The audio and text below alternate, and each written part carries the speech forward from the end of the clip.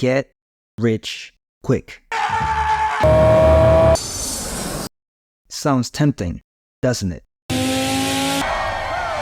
If you're watching this video, chances are you probably want to get rich too. What if I told you everyone can be rich and it's really easy? Bro, it's so easy to bank money. 200 grand is chump change. Some of you are probably thinking, there's no way everyone can be rich. Shut the fuck up. Everybody can be rich. You need to get rich, and you need to get rich quick. Now it seems like we're in an infomercial. Look at my home. This is my Rolls Royce. Wait, stop.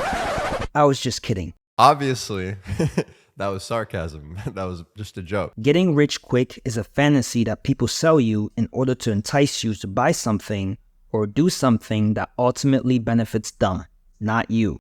I know this because something similar happened to me. Here's my story. The dream. It's the summer after my freshman year in university and I'm looking for work.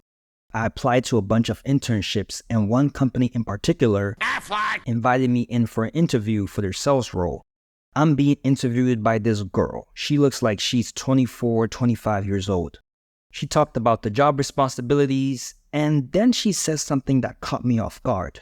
I wouldn't be getting paid. Wait, what? Say that again? You're not paying me? Now, this was news to me, but apparently the pay was commissions only, but they conveniently forgot to mention that in the job posting. So at this point, I've mentally checked out of the interview, but that's when she started sharing how much she made. I forgot the exact number she said, but I remember it being a crazy amount like 200K, something like that, something ridiculously high for someone her age, especially since she's been working for the company for maybe like 2 years.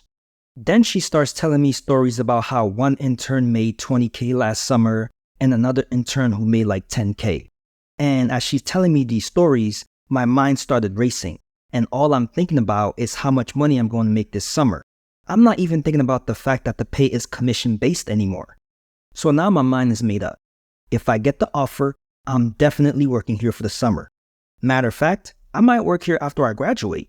And I know what you're all thinking. Venerable, you are incredibly naive. And I don't disagree with you. But please understand something.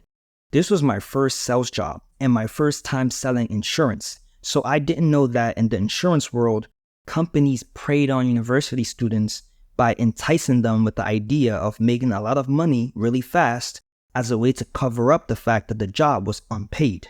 So, fast forward, I get the job, I get my license to sell insurance, and I go through a 1-week training session. After that, I get right to work.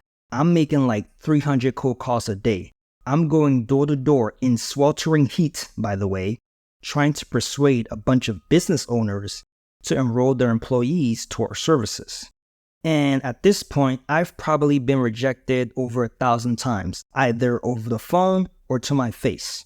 And this is probably a good time to be completely honest with you guys. All those rejections took a toll on me mentally.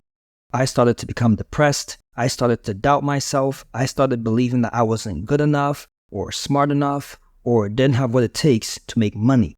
I remember going home on multiple occasions feeling worthless, feeling like a failure.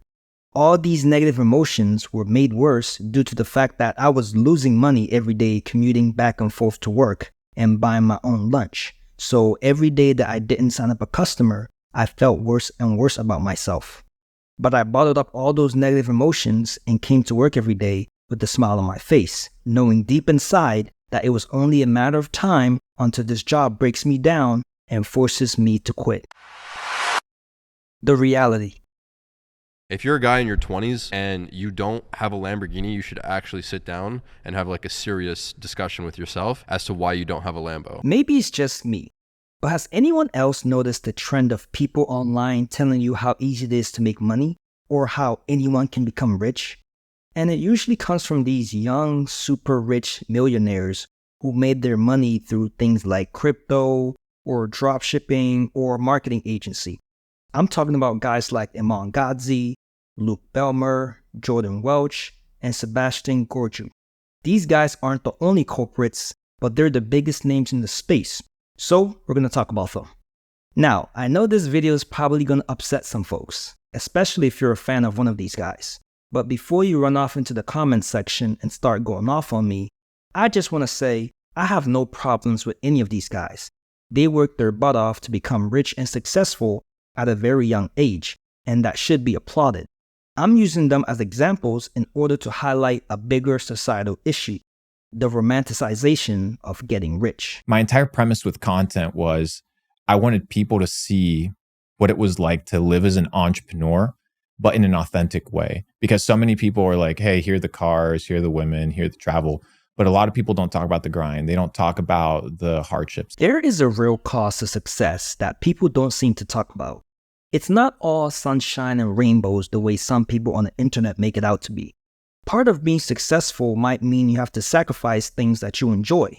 So maybe you have to stop hanging out with your friends. You may have to stop going out to bars and clubs. You may have to stop playing video games or jerking off or scrolling through TikTok.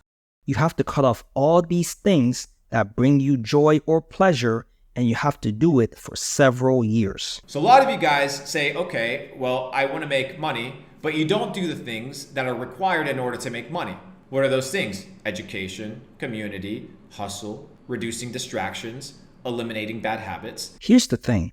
As difficult as it may sound, cutting off all the bad habits is the easy part. Yeah, I said it. That's the easy part. The hard part, the part people never seem to talk about, and I get why they don't want to talk about it because, well, it gets dark.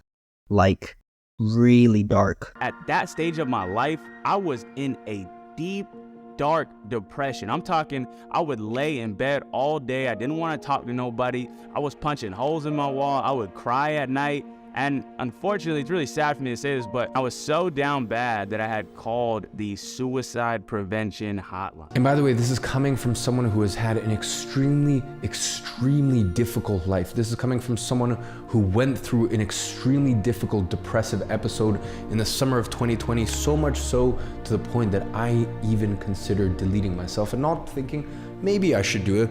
Once it gets scary is once you ask yourself, how am I going to do it? This is the true cost of success. This is the dark reality of entrepreneurship. You'll have to go through periods of depression and self-doubt. And if you're not strong enough or you don't have the right people around you, you may spiral out of control and end up deleting yourself. Now, this is the part of the video where I give credit to guys like Iman Gadzhi and Jordan Welch. Because even though they're kind of part of the problem, they do their best to warn people about what the life of an entrepreneur actually looks like. Far too often, I see people starting a business with the complete wrong intentions. They want to make money and they want to make it fast. You need to extend your timeline. And I know that is very difficult when you watch my videos. It's very difficult when you are on TikTok and you see these 18-year-old, 21-year-old millionaires. And I understand that I am even a part of that issue. Sitting here at the age of 23 years old with tens of millions of dollars, it is so easy to see the final product and think that you need to rush when quite frankly, you don't. The problem here isn't these young YouTube millionaires. The problem is the people listening to them. They're typically teenagers and people in their 20s. And a lot of times, these young people don't have the appropriate decision-making skills or judgment necessary to figure out who they should be listening to and who they shouldn't be listening to. This is why scams are so effective, because people are poor judges of character. So when an influencer wants to sell you something, they know they'll have a higher chance of success if they appear in front of a Lamborghini. Here in my garage, just bought this new Lamborghini here. So, am I saying you should never listen to the advice of any of these young, super rich millionaires? No, not exactly. I think a lot of these young YouTube millionaires are very knowledgeable and insightful, and their success could even serve as inspiration for people wanting to escape the rat race and start their own business. But you shouldn't be taking advice from them. Anybody who's taking advice from a 25-year-old on the internet, you're a dummy. Here's the fun fact for you guys. The average age of a millionaire in the United States is 57 years old. And the average age that they make their first million is around 37 years old. So what does that mean? That means block out the noise and take your time. I think there's way too many videos on YouTube that set an unrealistic expectation for what it really takes to build a proper business. So if you're working on building your own business right now, trust the process, have patience, and just know that your time will come. Don't worry about how successful everybody else is and how fast they're doing it, because a lot of times it's BS. Puts up the three, won't go, rebound to Sol, kicks it out to Odom, Odom throws it ahead. The Lakers repeat back-to-back titles. The repeat. Here's a litmus test for anyone thinking about taking advice from these young, super rich millionaires.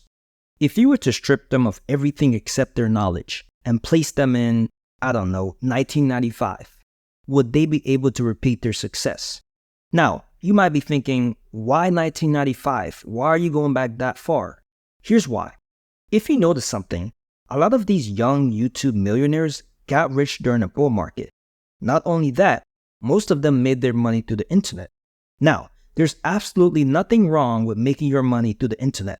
But oftentimes when someone becomes a millionaire, especially at a young age, they start thinking they're the shit. And they start believing that being rich is simply a mindset and that anyone can become rich, regardless of their circumstance. Anyone can make themselves a millionaire. I really just hold the belief in my heart very, very strongly that anyone could do anything that they want, regardless of the circumstances, if you have the will and the power and the drive to do so. So if being rich is simply a mindset and anyone can do it regardless of their circumstance, could you see these young, super rich millionaires going back in time to 1995 when the internet wasn't really a thing and becoming millionaires once again? I'll let you guys have that debate in the comments section.